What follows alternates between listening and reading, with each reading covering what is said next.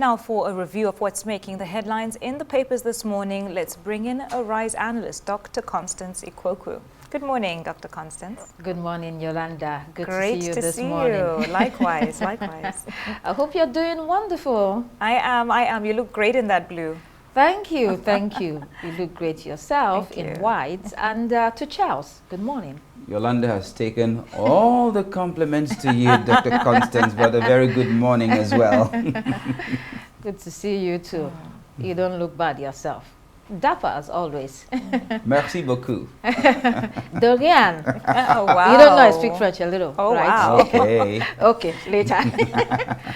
Okay, to look at the papers with us today, we have Doyum Nazinga. He is the Abuja Bureau Chief, Head Northern Operations of the Daily Times. Hello there and welcome to the program. We'll begin with this day. There we'll begin with two leading political stories. Allegations and counter-allegations between parties and party tussles that takes the country nowhere. So here we have El-Rufai and African Democratic Congress are confused and clueless, according to the All Progressives Congress, APC. The ADC fires right back through its National Publicity Secretary, Bolaji Abdullahi, who says that the ruling party is weaponizing personal attacks to mask its failures, and argued that the party must answer to Nigerians in light of its poor performance.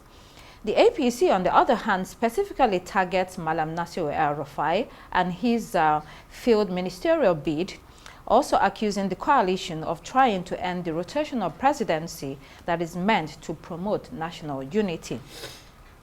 Then we take the second story about the People's Democratic Party, with Wike giving fresh conditions for the party's convention. The FCT Minister Nyesom Wike is adamant that the South-South Zonal Congress that held in Calabar must be upheld, and that the Southeast Congress, which produced Chief Ali Odefa as National Vice Chairman, cannot stand, amongst other demands.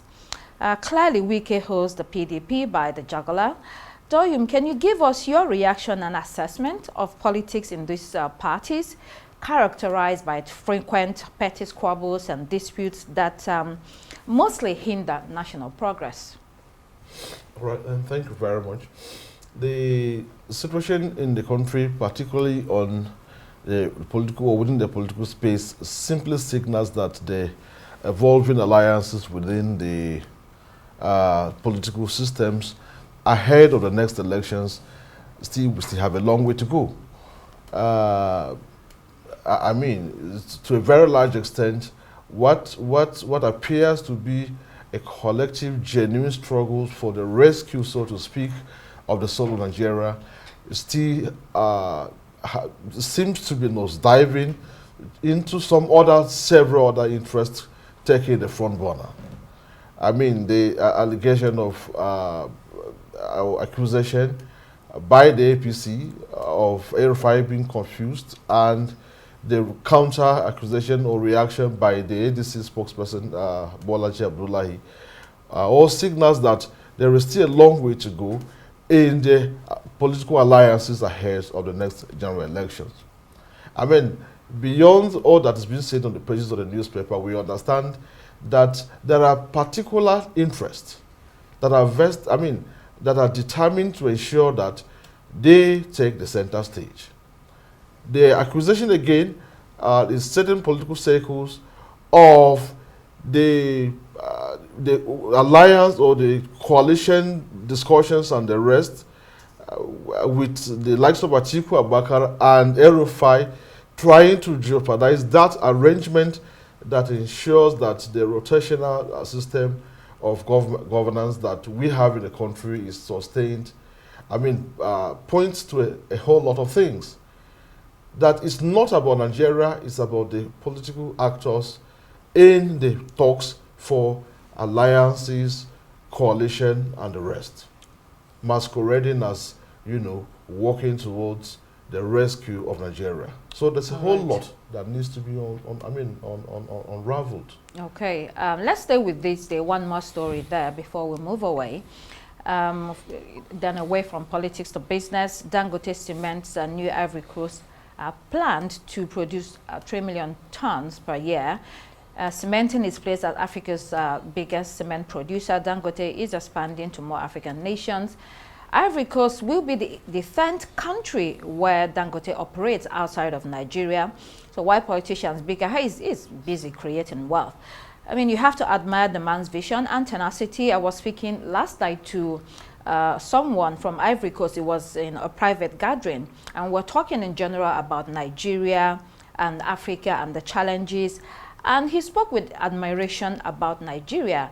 And then when we talked about investment, he said at least, these investments are owned by Africans. He also mentioned Dangote saying he is an African, as opposed to the French owning everything in our country. That there's no love lost between France and the Francophone African countries. So to him, it's better for Africans to own these big businesses or have the monopoly rather than foreign operators. Doyum, quickly, your take on that. Yeah, that's very fine.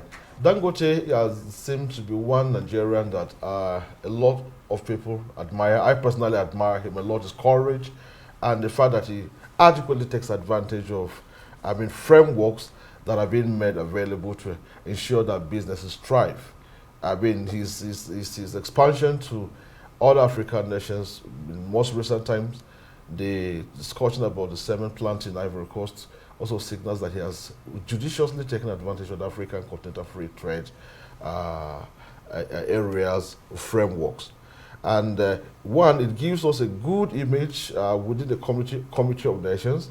What we want to see happen is to see how this expansion and this dominance role that he has taken within the business space also positively affects on the generality of the business space within Nigeria. How sustainable are these going to be? How is he going to consider how his businesses affects and generally improve the well-being of Nigerians with policies or programs or business models that, rather brings about an improved quality of life of an average Nigerian, and by extension, an African man. All right, let's move very, very quickly to Daily Trust. WIAC records worst results in 5 years. Parents, others blame CBT for poor performance. Also, that story features in Daily Sun, if you can go there. Shock, outrage, as 61% failed the West African Senior School Certificate examination. During this year's exam, some schools adopted the computer-based test method, which is partially blamed for the mass failure. This method is one of the innovations to tackle malpractice, and it exposes students copying from one another. A couple of issues here. While the CBT method is an advancement in education, it is clear that large proportions of students, especially in rural areas, lack digital literacy. They have poor quality teachers, and also there's a decline in proper studies by students, lecturers are saying, or teachers are saying. So when you read this story, it talks more about parental control, also in homes waning, students stuck on social media, which is a distraction. Basically, an interplay of several factors affecting students, Charles. Absolutely. Come to think of it, they are saying that the majority of the failures is recorded in the rural areas. Fine and good, because not that it's recorded in the rural areas.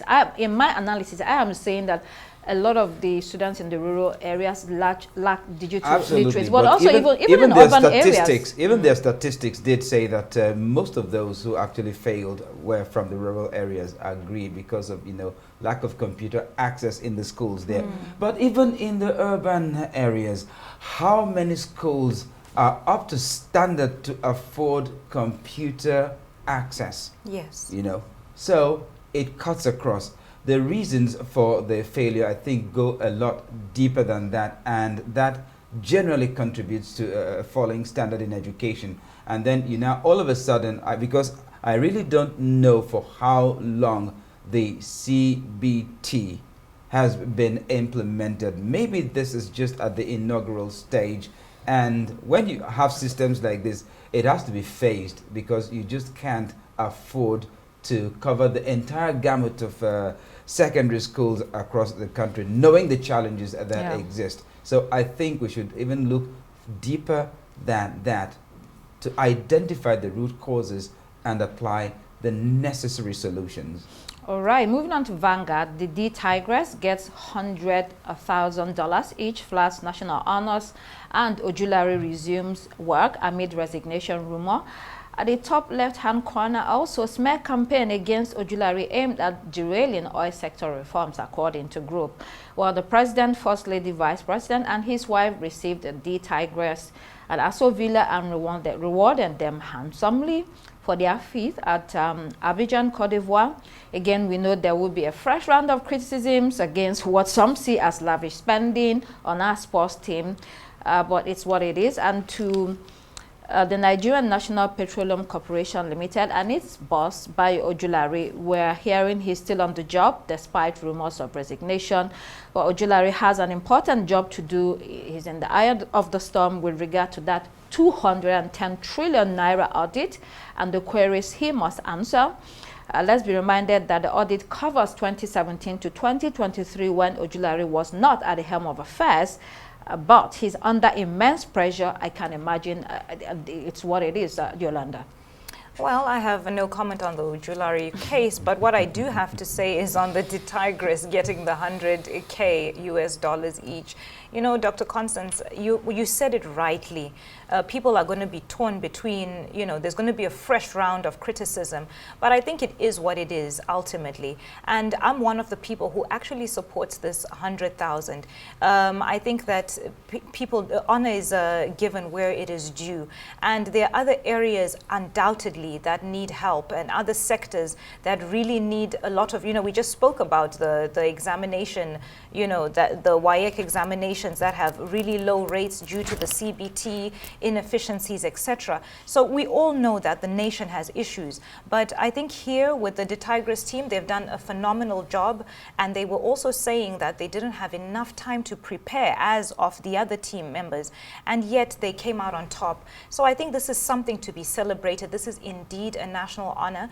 And I hope that more sectors, more parts of the economy are also brought up and invested into, such as this. Dr. Constance, I'll just like to make a quick comment here. I mean, because I just remembered that these girls have been rewarded and also compensated. Most of the time, they have to pay their own expenses. They have to buy their own flight tickets. They have to pay their hotel bills. They're based in the United States and across the rest of the world. And when they're invited, sometimes, most of the time, they have to foot their own expenses. So I think this compensation, that's what I call it, is very much in order. As for Ojulari, I actually thought that the guy was facing so much heat and he had run away, you know, those rumors of his resignation. But somehow he has probably decided to man up and face the music. He's under pressure. Oh, yes. I can imagine. It's not easy, huh? Okay, Daily Independent this morning. Obi will defeat any candidate in the north, according to Jerry Ghana. And El-Rufai article on mission to end rotation of presidency. We've seen that. I mean, Professor Jerry Ghana, one of the founding fathers of the People's Democratic Party, you know, he's very confident here that Obi, you know, has a chance to emerge president. We know that the party is wooing him. Obi has also been mentioned in the coalition, the ADC, which has left some of his followers confused, to be honest. You know, but he is weighing his chances as to the appropriate platform to run on. Doyle, any thoughts on this very quickly? Yes. We touched a bit on this earlier. Obi's popularity within the political space has continued to, show up, especially his appearance in the last general election. And then he's a beautiful bride that almost every political party is, except the ruling APC. So for Jerry Ghana to come out to make that bold, confident declaration, well, let's see how it goes. But again, Atiku El-Rufai still seem not to bother about that whole rotational presidency. They still think that they can still give a shot at the presidency 2027. I think that has also brought a lot of confusion within the whole space. If the ADC could bet on Peter Obi conveniently, then I have a suggestion. all the other three parties, the Labour Party, the PDP, and the ADC, can actually adopt Peter Obi as a compromise presidential candidate. But then when it comes to anything below that, everybody go your separate ways. Well, let's watch that space. New Telegraph this morning, Lagos declares 176 estates illegal. They said they have issues and issues them a 21-day ultimatum to regularize. And 2027, how Southeast can produce president, according to Omahi.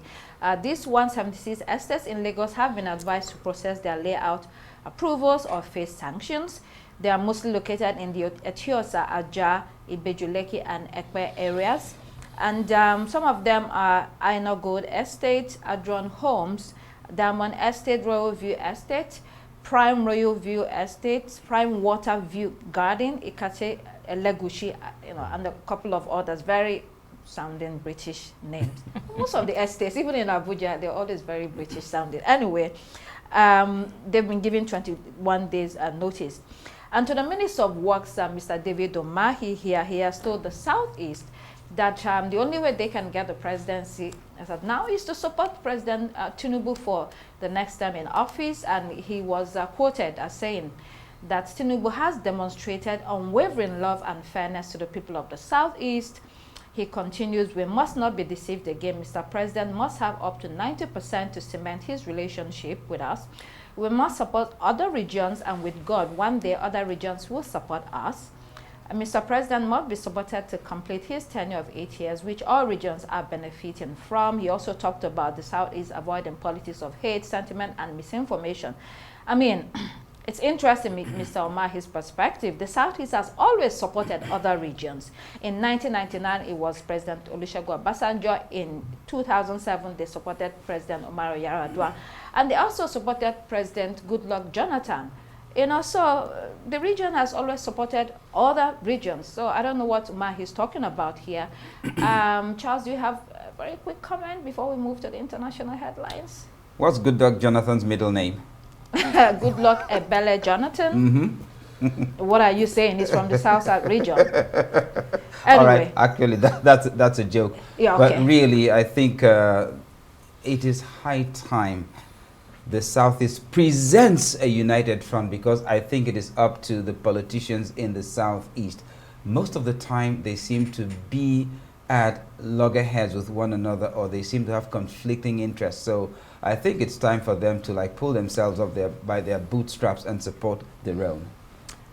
Charles, I think that's an excuse, because other regions, when it came to the Southwest, when it came to the issue of Abiola, the country decided that this is a political problem that needs to be solved. So I don't think it has to do with competing interests within the region. Leading up to the support for Abiola, I think they're a bit different, and the dynamics are also different. All right. We'll have some other time to discuss extensively. The international newspapers, we'll have to choose a couple of stories. Okay, Daily Graphic, we'll just read out the headlines. Ghana rolling out youth initiatives, including apprenticeship programs, and cocoa prices rise. We know that Ghana is a major producer of cocoa, second largest producer after Cote d'Ivoire, actually, and it contributes significantly to its export earnings. The cities in traffic cop target 7,000 rand fines a day. So the cops are in an aggressive revenue collection here. And then let's move to Financial Times. Tesla awards Musk $30 billion of stock to keep billionaire focused on business. We know this is taking place amidst sales drop following his involvement in politics. Yolanda, has to be last comment very quickly. Obviously, public row with President Donald Trump did not do him any favors, and now he's battling to stay, afloat in that business or ahead. Absolutely. And should we be saying congratulations to Elon Musk? I'm not too sure, because this is almost like a save for him. Earlier when Charles and I were taking the story, Charles, I think, actually mentioned that this is a save for Elon Musk at the moment. Actually, because his company gave him those shares in order to keep him there, because it is his brain that is actually driving Tesla. Yes. Also, maybe his persona. Well, come on. Remember, the AI development talent, that's what they mentioned. All right, we'll have to leave it there. Doyum Nazenga, who is the Abuja Bureau Chief and Head, Northern Operations of the Daily Times. Thank you for coming. And thank you so much, Dr. Constance, for driving today's newspaper review. That's all we have time for here on Daybreak. I'm Charles El-Rufai. It's goodbye from me. And I'm Yolanda Robert. Please do keep it here on Arise News. The morning show is next. Goodbye.